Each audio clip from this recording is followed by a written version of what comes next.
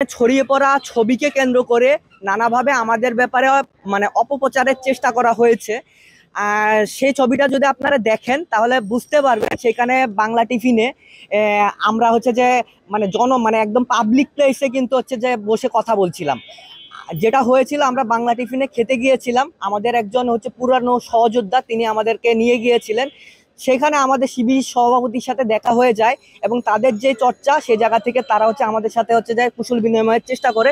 এবং আমরাও মনে করি যে 24 পরবর্তী সময়ে প্রত্যেকটা সংগঠনের মধ্যে একটা সৌজন্যতা থাকা দরকার। সেই জায়গা থেকে আমরাও তাদের সাথে সৌজন্যতাটা রক্ষা করি এবং হচ্ছে আমরাও তাদের সাথে নানা বিষয়ে কথা বলি। আমাদের সাথে এই কথাটা তিনি বলার চেষ্টা করেন যে তিনি হচ্ছে যে আমাদের উপর যখন হামলা হলো তখন হচ্ছে রাজশাহী বিশ্ববিদ্যালয়ে অবস্থান করছিলেন না।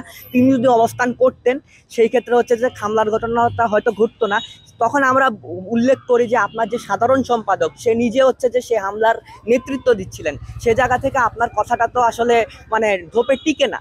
তখন তিনি আমাদের সাথে আরও কিছু কথা বলেন। তিনি মানে রাজনৈতিক সৌজন্যতার কথা বলেন।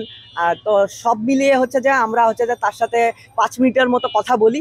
সেটারই একটা ছবি আমরা জানি না তারা হচ্ছে যে তুলে রেখেছিল এবং সেটা ছড়িয়ে ঠিক নির্বাচন শুরুর একদিন আগে, নির্বাচনের প্রচারণা শুরুর একদিন আগে আমাদের ছড়িয়ে হচ্ছে যে শিক্ষার্থীদেরকে বিভ্রান্ত করার চেষ্টা করা হচ্ছে।